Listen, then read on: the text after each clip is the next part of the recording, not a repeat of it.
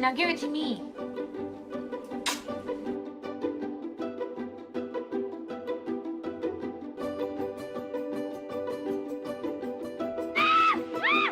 my god! Oh my god! Clara! Stop! It's freaking crazy! You can do it, Ace. What is up, you guys? So today is the third day of us making videos in a row. We're doing pretty good. We're coming in hot and heavy.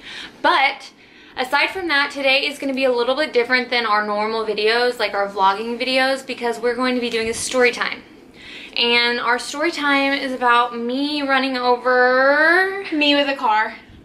Which, like, when you hear, like, I ran my sister over with the car, like, you're probably like, okay, that's like clickbait. Like, she didn't really run her sister over.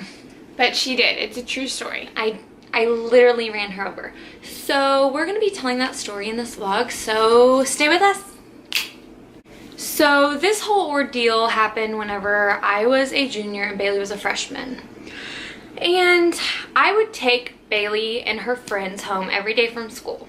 And like my personality in high school, like I thought I was like so funny. Everything I did, I was like, this is a comedy. Like this is so funny. And Bailey really like, she kind of just went with everything I did. Like I thought it was so funny too. I was like the worst influence. Like I was like, let's just do stupid things. So, and whenever, like for my personality, I feed off people's energy. So if she thinks something funny, I'm gonna think it's funny too and just go with it. And it's just gonna spiral. And that's kind of what happened. We just spiraled into a severe injury. So, one day, we were driving home from school, and Bailey was in the car, Bailey's friends were in the car, and I can't remember why. Bailey's gonna have to take it from here because I don't really remember. So Brooke was like, there's a dog, so obviously we have to get that dog. And so I get out of the car, and I'm going to chase the dog. I don't get the dog, and Brooke's like, you're not getting in the car. She locks the doors. That was like a cat. I thought it was funny to like lock my siblings out of the car whenever I was driving. And she's like, you have to do something. It was a control mechanism or something. Yeah, and like I couldn't do anything. I couldn't drive. So she was like driving away, so obviously I had to hop on top of the car. Because I was leaving her. Mind me, we were on our street, so I probably would have made her walk home. That was probably my thoughts in my brain. I'm gonna make her walk home, like that's funny. But she was like, no. So she jumped on top of my car. Problem number one. So the first time she jumps on the car, it went pretty smoothly. She was on the hood, so I'm like driving and she's like, you were just holding on to the hood, right? Laughing, having a good time. Yeah. So I'm like, I'm gonna drive with you on the car, Bailey. And she was like, okay. And then I was like, okay, stop now and let me get off the car.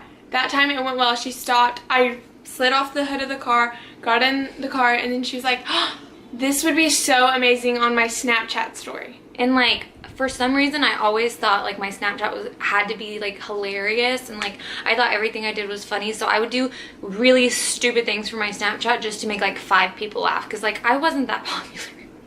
Like I probably had like 30 people on my Snapchat, but I was like, this is gonna be great, like I'm gonna go viral. I don't know what I thought. So obviously I got back on the hood of the car while she's driving and Snapchatting. So I'm sitting here driving with one hand and I have my Snapchat, and like on Snapchat you have to hold it down. So I'm like focusing on that and I start pressing the gas and I'm driving. Going 25 miles per hour. And I get going fast. And like, I guess in Bailey's head we were like, oh, we're gonna do what we just did before where you stop and I slide off. But we didn't have that much speed the last time, so I'm going really fast and I'm not paying attention to the fact that she's on top of my car, like, and she's gonna be letting go soon. And the first time I did it, I gave her a cue. I was like, stop. So obviously that's what I was thinking. I was like, okay, when I say stop, she's gonna stop again. So I said stop, and then I started sliding off. But she said stop and immediately started sliding off when we were going 25 miles per hour. That was like kind of dingy. It was what happened the first time. So. And like, you know when you're double tasking, is that what it's called? Multitasking? You know when you're multitasking and like you can't like focus on both things like with all your energy? It was like you can't multitask well. You just can't. So I'm driving and Snapchatting and like I'm watching my video and I'm like, and I realize that Bailey's body is going zzz. And then bump. And so I dropped my phone and I pressed on the brake as fast as I could, but I just didn't get to it as fast as I needed to. Because you know when you're going fast, like, it takes a second. So I pressed on my brake, pressed down, and like, I still remember the fear. Like, I was so scared. And Bailey's body just goes, whoop, under the car. Meanwhile, me under the car, my shoe flew off, my phone fell out, my arm was hurting so bad. It was all like I could see, but all I could see from I didn't see Bailey. I saw her shoe. I saw nothing else. I didn't see her body. And all of a sudden, Bailey just goes. I was under the car. I wasn't crying. You were horrified.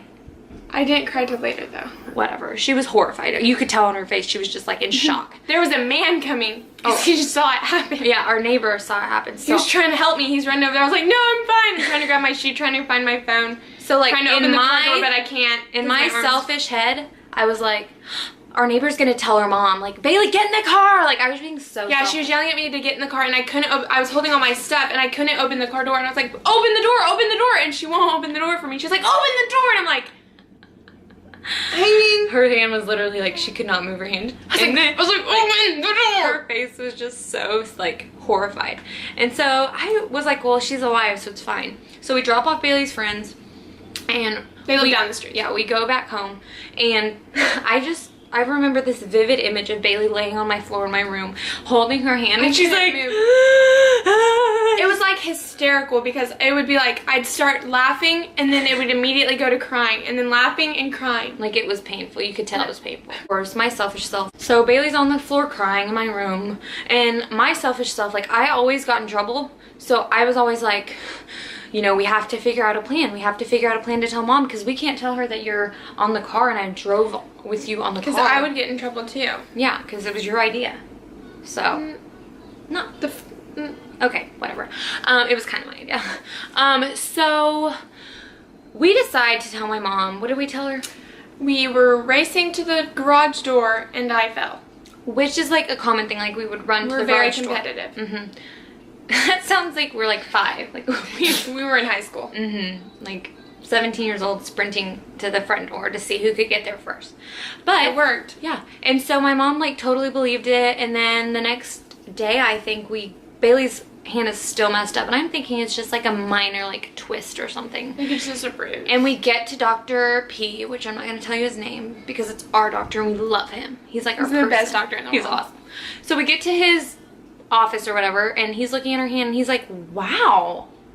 I get all my x-rays and all this stuff, and then he was like, so how did you do this? And I was like, well, me and Brooke were racing to the garage door and I fell. And he was like, it's weird because like this break is usually involved with like an automobile accident.